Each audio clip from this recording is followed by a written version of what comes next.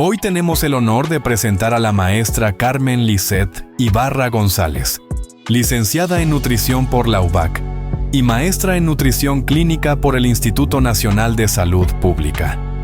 Su labor se ha enfocado en el acompañamiento de mujeres embarazadas con condiciones de alto riesgo como diabetes, enfermedad renal crónica o antecedentes de cirugía bariátrica. Actualmente se desempeña en el Instituto Nacional de Perinatología, dentro de la Coordinación de Endocrinología, donde brinda atención especializada en nutrición materno-infantil y clínica perinatal. Su experiencia también abarca la docencia en la Universidad Iberoamericana y en el propio Instituto Nacional de Salud Pública, además de dirigir tesis que vinculan la nutrición con enfermedades complejas. Con ustedes, la maestra Carmen Lisset Ibarra González, con la conferencia Impacto de la terapia nutricia en el embarazo. Oportunidades para la prevención de enfermedades crónicas no transmisibles. Hola, buenos días a todos. La verdad estoy muy emocionada de estar con ustedes hoy. Yo soy una apasionada de este tema y básicamente cubre todo lo que hago todos los días en el instituto. Entonces, para empezar, vamos a hablar de orígenes en el desarrollo de salud y enfermedad. ¿Alguien ha escuchado de DOHAT? De la hipótesis de DOHAT. Nunca, ¿no? Bueno, pues nos habla de la influencia, que tiene la exposición prenatal al ambiente, ¿no? Si tienes un ambiente intrauterino saludable o no saludable, y cómo te puede ir literal en la vida adulta. Entonces, para empezar con este tema, vamos a cubrir algunas definiciones clave. Y la primera de ellas es un bebé macrosómico. ¿Alguien sabe qué es un bebé macrosómico? Muy bien. Sin embargo, es por arriba de 4 kilos. Algunos dicen 4.5 kilos. Ahí todavía no hay tanto consenso, pero sí. Un bebé grande para la edad gestacional. Un bebé grande para la edad gestacional es un bebé que está por arriba del percentil 90 para esa semana de embarazo en la que nació. Ahora, un peso bajo al nacer. Qué definiciones tan complejas, pero vamos a hablar el día de hoy mucho de ellas. Entonces, peso bajo al nacer es cuando un bebé a término, que es por arriba de las 37 semanas, nace con un peso por debajo de 2.5 kilos. Y un pequeño para la edad gestacional es un bebé que al nacer tiene un percentil por debajo del 10, es decir, es un bebé muy pequeño para la semana de gestación en la que nació. ¿Y por qué esto tiene relevancia? Pues bueno, de seguro esto ustedes ya lo estudiaron, es uno de los ejemplos más clásicos de la nutrición durante el embarazo, pero nos habla del efecto que tiene la desnutrición materna. Y en este caso nos vamos a Holanda en la Segunda Guerra Mundial, en donde estudios retrospectivos, ¿no?, nos pudieron hablar de cómo la hambruna en la mamá tenía un efecto en los bebés cuando ya eran adultos en cuanto a tu salud. Entonces, estas mamás que estaban en la Segunda Guerra Mundial, en el invierno del 44 en Holanda, recibían unas cantidades súper bajas de energía durante el embarazo. Es decir, recibían de 500 a 600 calorías en estos famosos paquetes como de energía, ¿no? Y se documentó que si esta restricción energética se hacía al principio del embarazo, pues estos bebés, ¿no?, al nacer cuando ya eran adultos tenían más riesgo de obesidad, de desórdenes en los lípidos, es decir, de dislipidemia y de enfermedades cardiovasculares. Pero ¿qué pasaba si esta misma restricción energética se hacía pero al final de la gestación? Pues bueno, se documentó que tenían más riesgo de hacer diabetes tipo 2. Entonces, pues llama la atención, ¿no? Lo que pasa en el útero, lo que sucede en el embarazo, me afecta a largo plazo. Y otro de los estudios clave para esto, aquí está, es un estudio de Inglaterra. En este estudio lo que se documentó, igual, nos vamos hacia atrás a registros de nacimientos. Esta vez, entre 1911 y 1939, se registraron, se empezaron a evaluar 16,000 personas que nacieron entre este periodo. ¿Alguien me puede decir qué pasó en la historia entre 1911 y 1939? ¿Alguien dijo algo de la Primera Guerra Mundial? ¿Habrá comida? No tanto. Y otra cosa bien importante pasó. el Viernes Negro, el colapso de la economía, pues tampoco había tanta comida para, ¿no? Entonces se documentó que aquellos bebés que entre estos años nacieron, entre 1911 y 1939, y que tenían un peso bajo al nacer, que ya sabemos es menos de 2.5 kilos, ¿no? Tenían mucho mayor mortalidad por enfermedades cardiovasculares, tenían mucho mayor riesgo de diabetes tipo 2 e igual, mucho mayor riesgo de desórdenes en lípidos, ¿no? Entonces, otra vez, lo que sucede en el embarazo afecta mi vida adulta. Entonces, ¿qué es la programación fetal?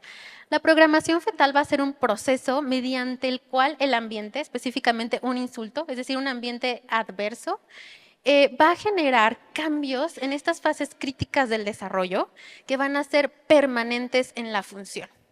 A mí me encanta explicarlo como bebé está recibiendo la señal de que el mundo está horrible y que en el mundo no hay comida. Entonces yo voy a desarrollar cambios o mecanismos para adaptarme a un medio adverso. Pues bueno, aseguran que yo viva, aseguran mi supervivencia, pero también dejan una memoria permanente en el individuo. Y entonces, ¿qué vamos a tener? Pues que por diferentes causas, ya sea por la composición corporal materna, es decir, una mamá que empieza el embarazo con un bajo peso previo, ¿no? Con un IMC por debajo de 18.5, ya sea porque la mamá tiene una ingestión dietética insuficiente, o ya sea porque tenemos enfermedades placentarias, es decir, puede ser que mamá está bien, pero el transporte de nutrimentos de mamá a bebé es incorrecto, o porque tenemos una particularidad en el genoma fetal, voy a tener una alteración en cómo llega esa sangre o esos nutrimentos de mamá a bebé. Entonces voy a tener una necesidad incrementada, pero un aporte disminuido, lo cual va a generar cambios en bebé. ¿Qué cambios van a hacer estos? Bueno, pues vamos a tener una disminución en el aporte de oxígeno, vamos a tener cambios metabólicos y también cambios hormonales. ¿Y cuáles van a ser estos de forma?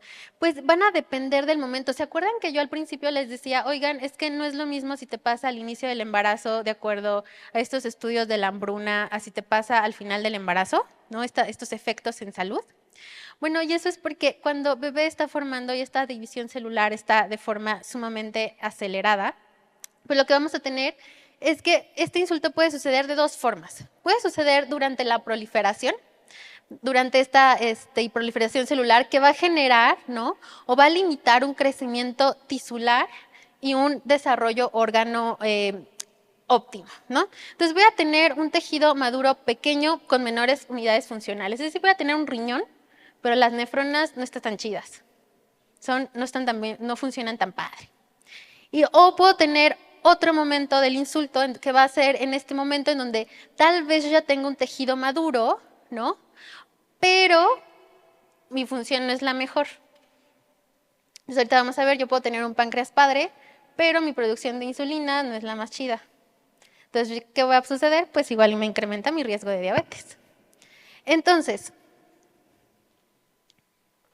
¿cuáles van a ser las consecuencias? Pues básicamente va a afectar en cualquier órgano, ¿no? Pero ya que estamos hablando de enfermedades crónicas no transmisibles, pues yo voy a tener a un bebé que nace al nacer con un bajo peso o que es pequeño para la edad gestacional, y lo que voy a tener es una hipoplasia del páncreas, es decir, no tengo una buena secreción de insulina, o esta secreción de insulina es una insulina defectuosa, entonces no funciona tan bien, y entonces yo produzco más, y entonces ese páncreas se va cansando, y entonces diabetes tipo 2.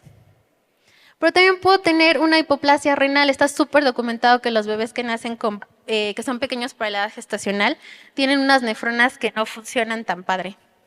Y entonces, pues eso me va a incrementar mi riesgo de hipertensión arterial y de enfermedad renal. Ahora, ¿qué pasa a nivel cardiovascular? Pues tengo una alteración en la síntesis de óxido nítrico, que sabemos es un vasodilatador. Y entonces, pues también se ha visto que mi estructura de los vasos sanguíneos no es la mejor y que tengo, de hecho, fibrosis a nivel corazón y pues hipertensión. Y la más conocida, la famosa hipótesis del fenotipo ahorrador. ¿Alguien la ha escuchado hablar de esa? A ver, díganme quién ha escuchado.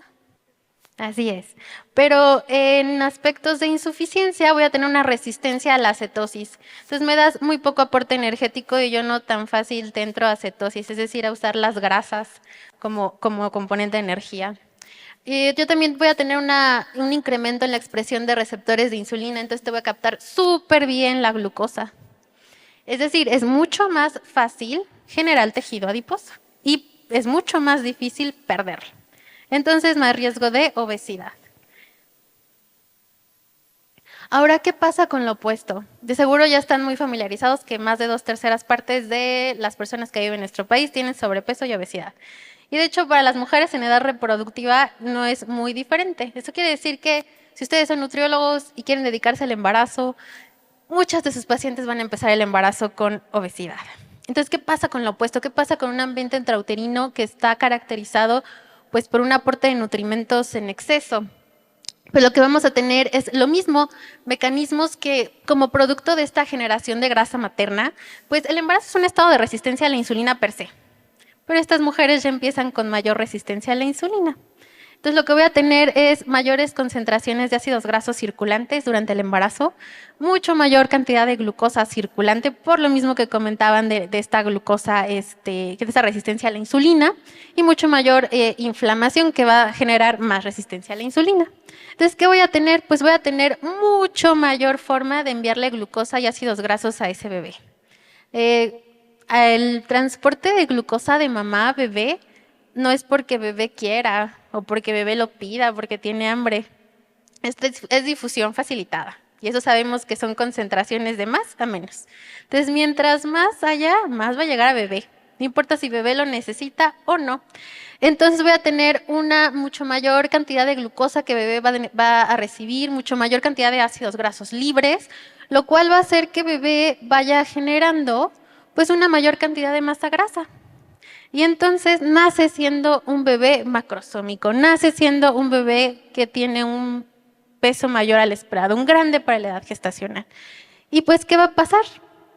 Pues estas mayores cantidades de grasa van a generar mayores cantidades de leptina, resistencia a la leptina, mecanismos de saciedad y hambre alterados y en general se ha visto que los bebés que nacen con mayor peso, es decir, más de 4 kilos y que son grandes para la edad gestacional, pues tienen un mayor riesgo de lo mismo, obesidad, diabetes tipo 2 y enfermedades cardiovasculares.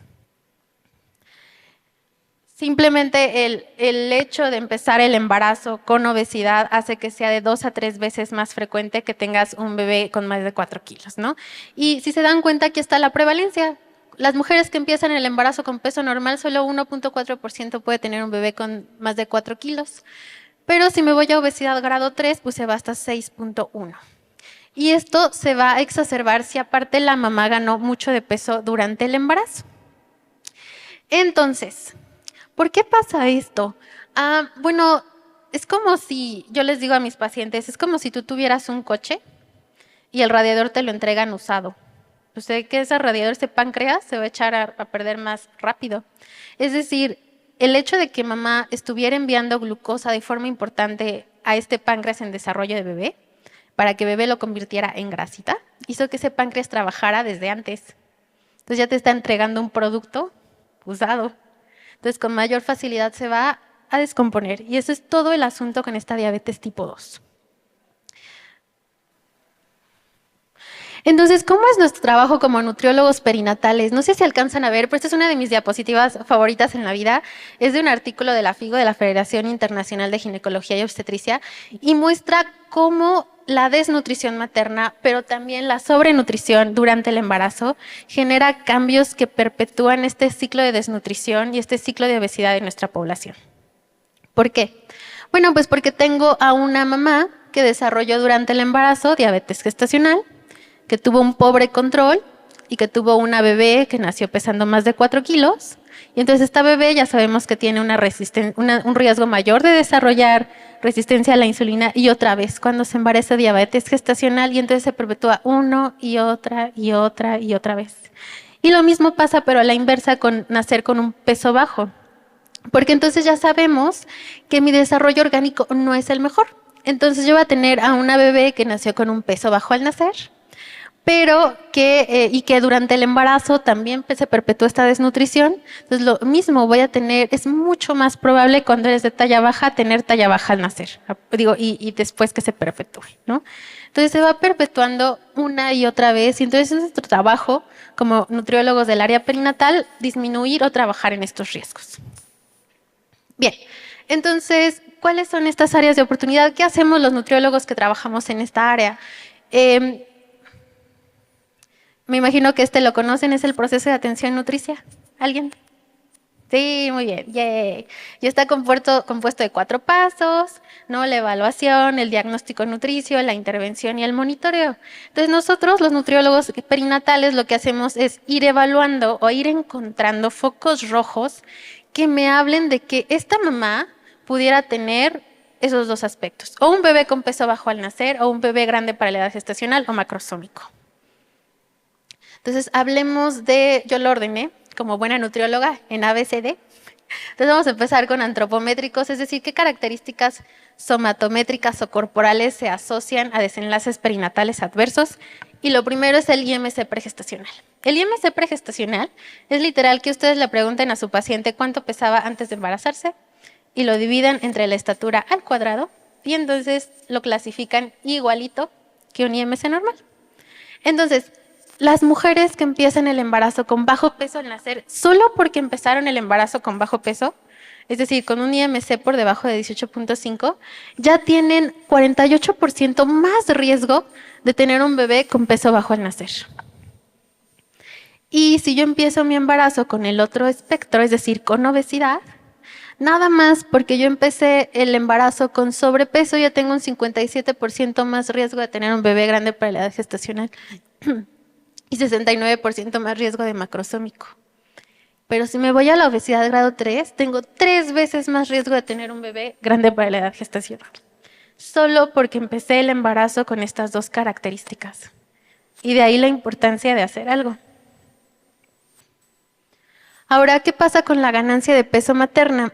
Esta gráfica lo que muestra es cómo deben de ganar las mujeres de peso dependiendo de su clasificación del IMC pregestacional.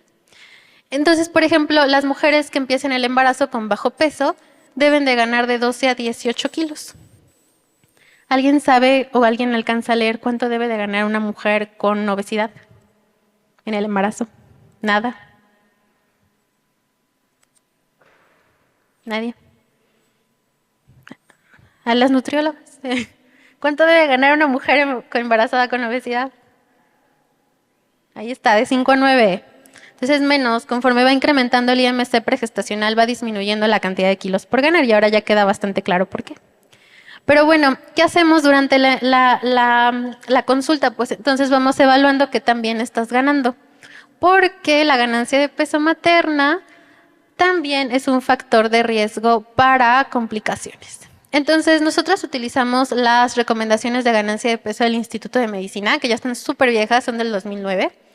Y este estudio, que es una revisión sistemática y metaanálisis, justamente lo que buscaba evaluar era, oye, ¿qué tan bien le va a las mujeres embarazadas si ganan lo que yo les sugiero que ganen? Es decir, a las embarazadas con obesidad de 5 a 9. Y lo que encontró fue muy interesante. Si yo gano por debajo de la cantidad de peso que se me sugiere, es decir, si yo, no se alcanza a ver muy bien, pero lo que se encontró fue que independientemente del IMC, obviamente quien tenía bajo peso pues estaba con más riesgo, pero yo podría tener 89% más riesgo de tener un bebé pequeño para la edad gestacional si empiezo mi embarazo por debajo de 18.5. Y si empiezo mi embarazo con peso normal, ese riesgo se iba a 63%. Entonces, otra área de oportunidad. Otros desenlaces es que se encontró a parto pretérmino. ¿A alguien le interesa aquí neonatología? ¿Cuáles son las consecuencias de tener un bebé prematuro? Bastantes. Y todas negativas. Entonces, ¿ahora qué pasa con lo opuesto? Una ganancia de peso excesiva también se asocia a desenlaces perinatales. Es decir, si a mí me tocaban 18 kilos porque empecé mi embarazo con bajo peso, ¿qué pasa si gano más de 18 kilos? Pues voy a tener más riesgo de un bebé grande para la edad gestacional y más riesgo de tener un bebé macrosómico. E igual, estos riesgos van incrementando conforme el IMC se va incrementando. Entonces, por ejemplo, si yo empecé mi embarazo con bajo peso, el riesgo de tener un bebé grande para la edad gestacional es de 2 veces más. Ahora, ¿qué pasa con las mujeres con obesidad? Yo les acabo de decir que deben de ganar peso o no. ¿Sí? Las mujeres que viven con obesidad son todo un tema. Recientemente salió esta revisión sistemática y metaanálisis que justamente buscaba pues evaluar si realmente las mujeres con obesidad deben de ganar peso durante el embarazo y asociarlo a desenlaces perinatales adversos. Lo que se encontró fue sumamente interesante porque aquí lo que se hizo fue comparar mujeres que ganaban peso de forma adecuada. ¡Ay, qué horror! Pero, ¿qué me preocuparía de una mujer que no gana peso de forma suficiente?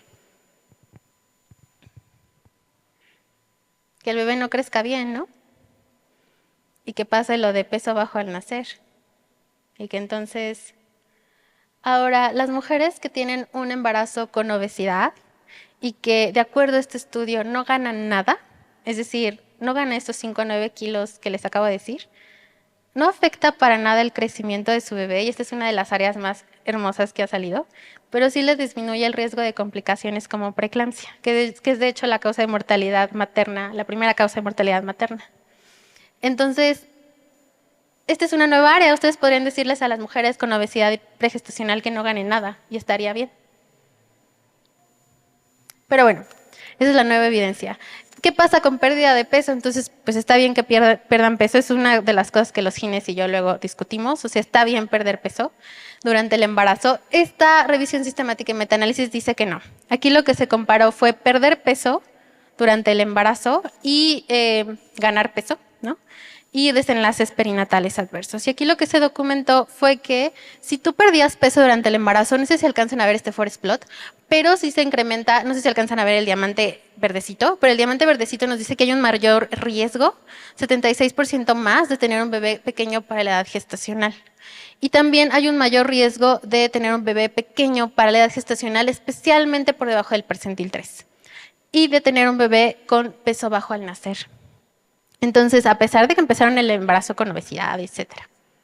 Por el momento no se sugiere la pérdida de peso durante el embarazo. Todas estas cosas son cosas que son altamente modificables. O sea, ¿cómo empecé yo el embarazo? Pues en teoría, si lo planeara, que nadie lo hace, pues puedo empezar con un mejor peso. Pero, ¿cómo gano peso durante el embarazo? Es algo sumamente modificable de acuerdo a la intervención que se haga durante el embarazo. Es decir, qué tan sano o no como esa mujer. En cuanto a bioquímicos, ¿qué pasa si yo tengo anemia durante el embarazo? Bueno, aquí lo que se documentó es que si yo tenía anemia, independientemente si fue en el primer trimestre, en el segundo o en el tercero, mi riesgo de tener un bebé con bajo peso al nacer incrementaba. Mi riesgo de tener un bebé prematuro incrementaba y de tener un bebé pequeño para la edad gestacional incrementaba. Y de hecho, pues obviamente estos riesgos eran mayores conforme la gravedad de la anemia iba incrementando. ¿Alguien sabe cómo se diagnostica anemia en el embarazo? ¿Con hemoglobina? ¿Nadie? ¿Es 12? ¿Qué es? De hemoglobina. Todo cambia, es menos de 11. La OMS define anemia en el embarazo por debajo de 11. Entonces, hablar del embarazo también es muy bonito porque todo está cambiado. Ahora, ¿qué sucede en clínicos? Pues muchas de las características maternas nos pueden incrementar el riesgo de tener un bebé pequeño para la edad gestacional.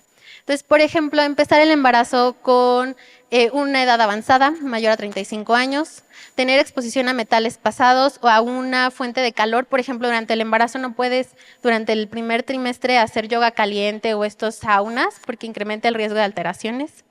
Enfermedades crónicas como enfermedad renal, hipertensión, que es súper común en nuestra población, enfermedades autoinmunes como lupus, síndrome de anticuerpo antifosfolípido, todos esos incrementan el riesgo de un pequeño para la edad gestacional. Haber tenido ya en otro embarazo preeclampsia o haber desarrollado en otro embarazo un bebé pequeño para la edad gestacional. Tabaquismo, fumar te hace un mayor riesgo de pequeño para la edad gestacional. Tomar, aunque sea una copa o una ración de alcohol al día, te incrementa el riesgo de un pequeño para la edad gestacional. Y en cuanto a macrosómicos, obviamente empezar el embarazo con obesidad, tener una ganancia excesiva, que hayas tenido tú como mujer un peso al nacer mayor a 3.6 kilos, que tu bebé sea del sexo masculino, que hayas tenido otro embarazo con un bebé que ya fue macrosómico te incrementa el riesgo de que en este otra vez sea macrosómico. La exploración física enfocada en nutrición que nos hable ya de algún riesgo de diabetes gestacional, como acantosis nigricans, o que tengas características de polifagia, poliuria, polidipsia, que nos hablen de diabetes gestacional. Y aquí puede ser que incluso la mamá ya haya tenido diabetes pregestacional, es decir, que la mamá ya haya tenido diabetes tipo 2 y no lo sepa y se diagnostica durante el embarazo, que esa es otra de las cosas. Y los mismos hallazgos en el ultrasonido, es decir, tener un líquido amniótico incrementado o un bebé en los ultrasonidos que tenga una circunferencia abdominal incrementada, todo eso nos habla de que posiblemente puedas nacer pesando más de 4 kilos. Hoy tampoco se ve, pero esta tabla lo que justamente quería enseñarles era cómo luce o cómo se deben de realizar las prescripciones nutricias en el embarazo, porque obviamente la dieta tiene que ver con un pequeño para la edad gestacional, con restricción de crecimiento y con un peso bajo al nacer.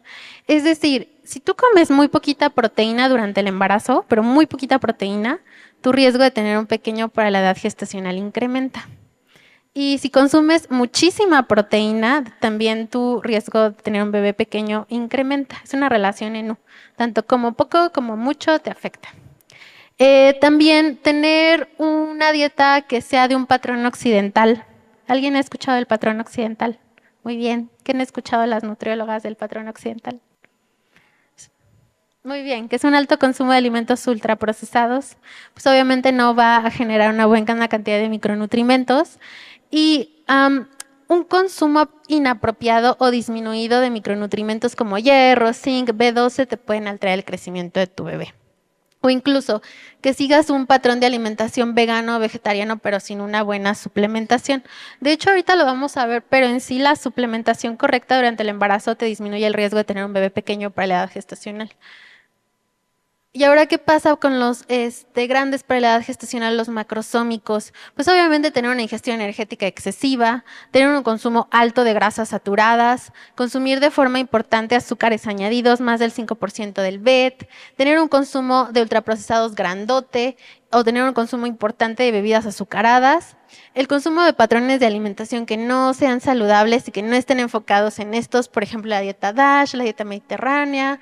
Y cómo comes carbohidratos también se ha visto, es decir, no es lo mismo en el embarazo comer 2 veces al día, comer 5 veces al día.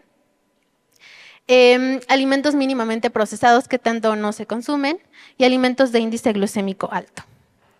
Entonces, ¿cuáles son las líneas de acción?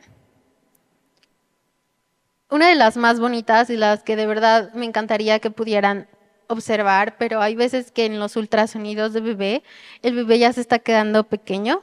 Es decir, ya te están interconsultando porque existe una alteración en el crecimiento y ellos no encuentran por qué. Entonces, una de las más bonitas es la suplementación de energía y de proteína. Y esta es una revisión sistemática de Cochrane que lo que muestra es que una suplementación equilibrada de energía y proteína, un famoso Ensure o un famoso Enterex, ¿no?, que es muy equilibrado, puede ayudar a incrementar el peso al nacer de un bebé hasta 41 gramos. Y te puede disminuir el riesgo de un pequeño para la edad gestacional en 21%.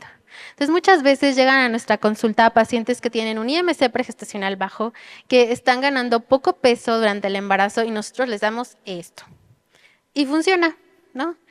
Otra cosa de las que hacemos, o bueno, se sugiere evitar hacer antes, es dar una suplementación que sea alta en proteína. O sea, decirles, bueno, te vas a consumir un Isopure, o vas a ir por un módulo de proteína X, proteína X. O sea, la suplementación solo de proteína ya vimos que no necesariamente funciona, a menos que tengas una ingestión insuficiente. Pero lo más bonito y lo que me encanta de esta revisión es que habla de la educación nutricional. Que si yo simplemente voy con una mujer desnutrida, embarazada, y le digo, oye, tienes que comer mejor porque se asocia a talalata y todo lo que les acabo de explicar, come mejor. Y eso hace que el bebé tenga mejor peso al nacer. De hecho, es la intervención que se asoció a un mucho mayor, casi medio kilo, nada más porque yo vaya y le enseñe a una mujer cómo debe de comer durante el embarazo. Es muchísimo. El incremento en la ingestión de proteína, es decir, que igual yo vaya y le diga, oye, tienes que comer proteína porque no estás consumiendo suficiente y se asocia un pequeño para la edad gestacional. También funciona, aunque no tanto, solo incrementa 7 gramos al nacer. y pues tengo un riesgo bastante menor, ¿no?, de tener un bebé con peso bajo. Suplementación con hierro. ¿Qué pasa si tengo una mujer embarazada con anemia? Pues la tengo que suplementar. De hecho, el día de hoy no lo cubrí porque tiempo, pero tiene toda una consecuencia para desarrollo cerebral. O sea, tienes mucho menores puntajes de inteligencia simplemente porque tu mamá tuvo anemia durante el embarazo y es algo que ya fuiste, o sea, con cambios permanentes. Entonces, ¿qué pasa? Pues tratamos con 100 a 200 miligramos de hierro elemental, aunque ya se sugiere incluso menos porque nuestro intestino no absorbe tanto, de 40 a 80. Obviamente las sales ferrosas son las que se absorben mejor. Y se sugiere con una frecuencia diaria, por la mañana, con el estómago vacío, que luego nadie aguanta en el embarazo, da más náusea, pero bueno, esa es la forma ideal. Y lo vas a hacer hasta que tengas una hemoglobina en rangos normales, que ya vimos que en el embarazo es por arriba de 11. Y de ahí vamos a continuar por 3 meses y al menos hasta 6 semanas postparto. ¿Cómo yo sé que mi hemoglobina está baja por deficiencia de hierro? Porque le puedo pedir otra biometría hemátrica y en teoría en 2 semanas o 3, si fue por anemia, ya está arriba, ya está subiendo esa hemoglobina. ¿Y qué pasa? Hay muchos multivitamínicos prenatales, o sea, yo podría decirle, oye, síguete tomando tu Regenesis Max o tu cualquier marca. Pero la verdad es que ninguno va a tener suficiente hierro para corregir una anemia y tienen otros minerales que impiden con su absorción. Entonces, usted les dice, si la paciente les dijera, ya estoy tomando mi multivitamínico prenatal, no alcanza, se debe de dar más. Este es otro de mis favoritos. Esta es otra revisión sistemática de Cochrane. Este es muy padre porque, por ejemplo, cuando yo estaba estudiando, solo dábamos hierro y ácido fólico durante el embarazo, no dábamos más. O sea, y de hecho, muchas de mis pacientes, por ejemplo, foráneas, siguen con hierro y ácido fólico, nada más. Y esta revisión es muy padre porque lo que hace es comparar cómo te va si consumes hierro y ácido fólico nada más durante el embarazo o si consumes un multivitamínico que tenga todo aparte de hierro y ácido fólico. Y aquí lo que se documentó es que simplemente con que tú cambies a un multivitamínico que tenga todo, o sea, B12, zinc, aparte del hierro y el ácido fólico, tienes un menor riesgo de peso bajo al nacer en 12% y de pequeño por la edad gestacional. La verdad es una súper buena intervención, además de que el hierro solito es más, no se tolera tan bien. Entonces, otra cosa muy sencilla es decirles a sus embarazadas que consuman un multivitamínico prenatal. Y otra cosa muy padre es la suplementación con L-arginina. Para mejorar el peso al nacer, se ha visto que, de acuerdo a esta revisión sistemática y metaanálisis, 8 estudios, tú puedes tener una mucho menor prevalencia, 55% menos de pequeños para la edad gestacional, si tú suplementas con L-arginina. Igual en mi consulta es súper común, sobre todo en la privada, que cuando bebé se está quedando atrás y no saben necesariamente el por qué, o sea, no hay ninguna enfermedad placentaria detrás de esto, que se les dé L-arginina. Aunque bueno, eso es algo que todavía está en estudio. Ahora, ¿qué pasa con las intervenciones de nutrición? Las intervenciones de nutrición son muy diferentes entre ellas. No sé si alguien aquí ha ido al nutriólogo. Puedes tardarte 15 minutos si estás en el IMSS, puedes tardarte 1 hora, dependiendo de dónde estés. Pero aquí lo que hizo este estudio, que es muy bonito, es incluir mole y pozole, es decir, diferentes intervenciones durante el embarazo, súper complejas una con otra, que empezaban, por ejemplo, desde súper temprano, como el primer trimestre o el inicio del segundo, y que duraban todo el embarazo ante el parto, que tenías 15 minutos por sesión de nutrición o tenías 2 horas por sesión, que veías a la nutrióloga 2 veces durante el embarazo o más de 12 veces durante el embarazo, que había solo un nutriólogo o intervenciones donde tenías hasta fisioterapeuta, o sea, eran muy diferentes entre sí. Podías verla cara a cara, por internet, por teléfono, o sea, todo esto. Me voy a soltar esta porque es más justamente la descripción de las diferentes. Pero lo que se encontró es que a pesar de que tú vayas al nutriólogo 2 veces en todo el embarazo o tus sesiones duren 15 minutos porque estás en un medio público, tenías un menor riesgo de tener una ganancia excesiva. Es decir, un 16% menos. Y también tenías menos riesgo de ganar peso de forma excesiva. Entonces, lo interesante aquí también es que conforme más ibas al nutriólogo, más funcionaba la intervención. O sea, las que iban 12 veces, que también es un montón durante el embarazo, tenían mucho mejores beneficios que quien solo iba 1 o 2 veces. Se documentó menor riesgo de diabetes gestacional, se documentó menor riesgo de cesárea de emergencia, bebés macrosómicos y grandes para la edad gestacional. Entonces, esto es sumamente interesante. Ahora hablemos de los patrones de alimentación. Últimamente, más que hablar de una dieta en específico, hablamos de la combinación de alimentos y bebidas que ingerimos a lo largo del tiempo. Y un patrón saludable es cuando cubre las necesidades de vitaminas y minerales, es decir, la cantidad de micronutrientes que se necesitan durante el embarazo, y además tiene beneficios reportados para la salud. Un patrón es occidental cuando tiene muchas carnes rojas, muchas carnes procesadas, o sea, mucho McDonald's, muchos dulces, postres, harinas refinadas y casi no hay verduras, frutas, granos enteros. Y se caracteriza justamente por su cantidad de azúcares añadidos, sodio, colesterol, grasas saturadas y grasas trans. Entonces, aquí se ha documentado que si, por ejemplo, tú sigues un patrón de alimentación no saludable durante el embarazo, tu bebé crece menos, o sea, en promedio 40 gramos menos.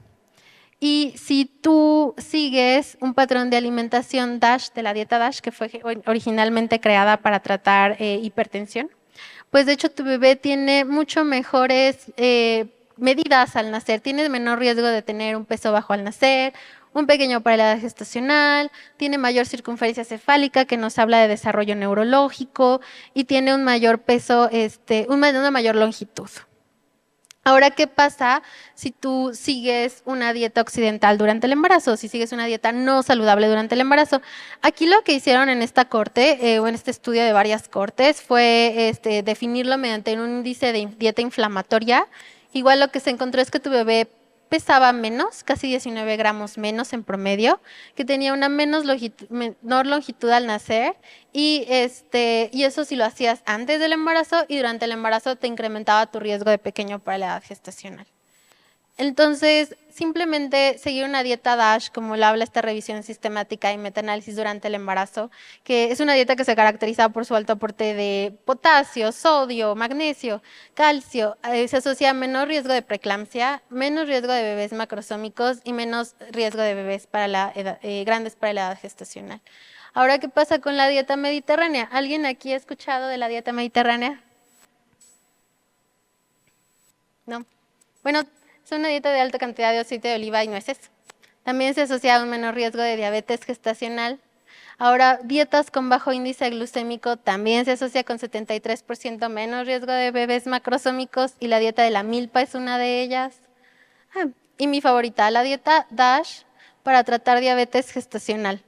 En esta dieta lo que se encontró, en este estudio, perdón, lo que se encontró es que a pesar de que era una dieta súper alta en carbohidratos, 65 a 67%, o sea, muchos carbos, tenías un mucho menor riesgo de bebés macrosómicos. O sea, al final de este estudio, solo 3.8% de las mamás que seguían la dieta DASH tenían macrosómicos contra 38% de la dieta usual. Menos mamás iniciaban insulina durante el embarazo con la dieta DASH, de 73% contra 23%, y menos bebés nacían con cesáreas. Entonces, solo por seguir una dieta en el embarazo.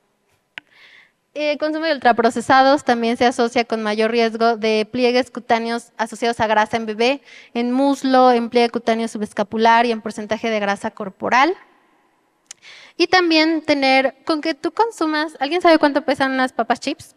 Pero pesan 100 gramos. Y si tú consumes una de esas diario en el embarazo, tienes un 27% más de riesgo de diabetes gestacional. Esta revisión sistemática y metaanálisis hizo eso. El consumo de 100 gramos al día de ultraprocesados durante el embarazo se asoció a diabetes gestacional, a mayor riesgo, e igual a mayor riesgo de preeclampsia. O sea, está impresionante cómo consumir un alimento te puede incrementar tus riesgos. Lo mismo el ejercicio. Hacer ejercicio durante el embarazo puede disminuir un 39% tu riesgo de bebés macrosómicos y te va mejor si combinas diferentes tipos de ejercicio como aeróbico con de resistencia y para nada te incrementa el riesgo de que tu bebé sea pequeño o que tenga bajo peso al nacer. Y bueno, esto soy yo en el consultorio. Muchas gracias a todos.